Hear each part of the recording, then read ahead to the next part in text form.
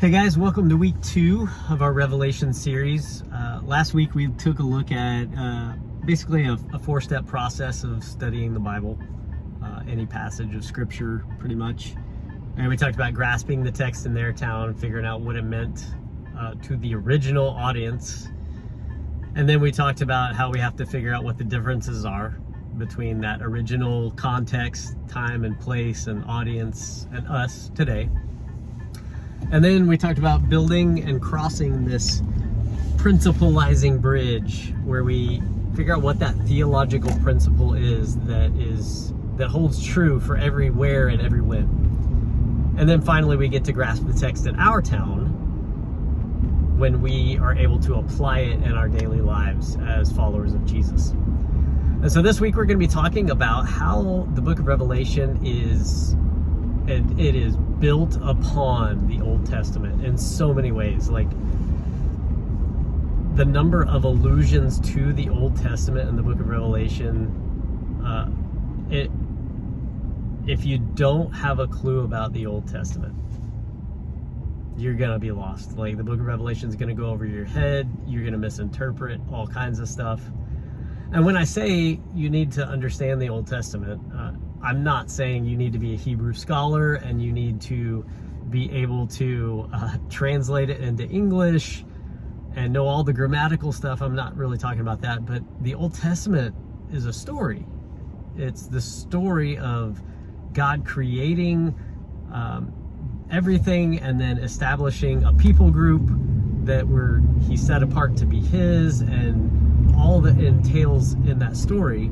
And so as we learn all these stories that we learn as kids, right? Like David and Goliath and the Exodus story and all these things, these are huge stories that we need to understand. When there's an allusion to the Old Testament in the book of Revelation, let's go back and look at that passage and pay attention to the context of the story or the passage that's going on there, because oftentimes that context of that original situation will open up a window for us to see what's happening in the book of Revelation. And so there's so much to cover. What we're going to do this week in our discussion is we're going to look at a couple of passages, specifically Exodus chapter 19 and Revelation chapters 4 and 5, and how they're related. And it's not like this one-to-one relationship where we can clearly see whatever's happening in Exodus 19 happening again in Revelation 4 and 5. But there are some very big similarities for us to pay attention to in both of those chapters. So that'll be good for us to read it aloud, to be able to hear and in our minds kind of experience the images as they're being read aloud, because I think that will highlight some of these things. But I want to also talk about the structure of the book of Revelation. It's important for us to realize the Bible itself was not really written to be a chronological history book. But Revelation specifically was written in a style that is called recapitulation. Now we would shorten that and call it a recap. In other words, if you go and watch SportsCenter on ESPN, you're going to get a recap of all of the sports games that took place that day. So recapitulation as a literary style means I'm going to tell you a story, and then I'm going to tell you the same story from a different angle, and then I'm going to tell you the same story again using different language and different images and symbols. And so it's this repetitive cycle that you kind of see things play out in a cyclical fashion. So the reason that I point that out is because so often when we read in the book of Revelation, John say, "Then I saw," we think that's what happens next, but what it really is what John saw next. And that's not the same thing. We want it to be the same thing because that's how things happen in our world, but it's not. It's what he saw next, which might be the same story starting back up again. So we need to pay attention to that going on in the book of Revelation. And that's the way people in that day and age thought, and the way that they told stories. It's not anything that would be natural to us, because we want things in a nice chronological fashion where everything happens in a sequence.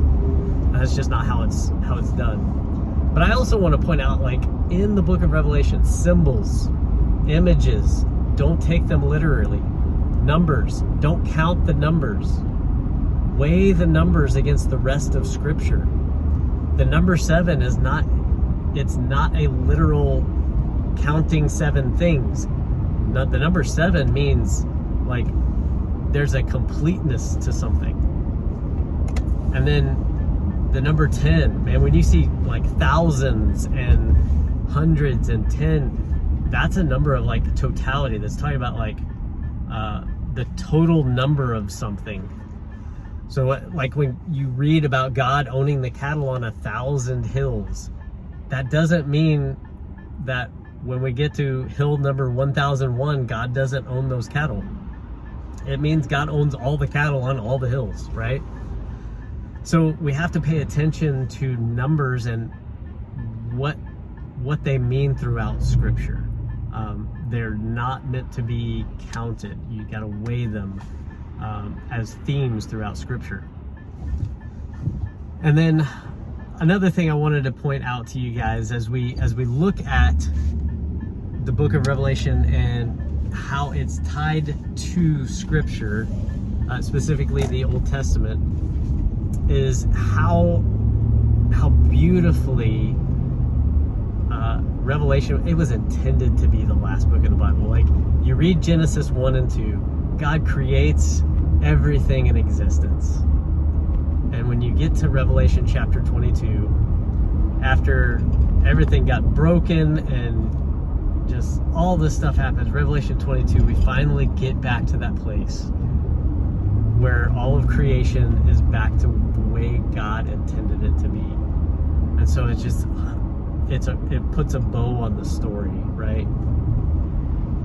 So anyway, this week in our discussion, we're going to be talking about those two passages. I want us to have that discussion about what are the things that stick out to us in these passages? What are the images that pop out? What's the language? Like, pay attention to the worship that God is calling people to in Exodus 19, and the worship that is playing out in Revelation chapters 4 and 5. And then, like, bring it back to, like, what do we do with this in our daily lives? Like, let's get to grasping this text in our town. What are we supposed to do with this in our daily walk with Jesus? And specifically, how are we meant to worship? I mean, you think about the worship that's going on in heaven in these passages, and how are we worshiping? So there's that. And I also would love for you guys to talk about, like, how are you going to get to know the Old Testament better? It's an important thing for all of us to do, is just become more and more familiar with the stories in the Old Testament and what's going on, what's happening. So anyways, I hope you guys have a great discussion around all of those things, and I hope it's illuminating for you guys, and I hope it really intrigues you to want to study and learn more of the Old Testament. So hope you guys have a great discussion. We'll catch you next week.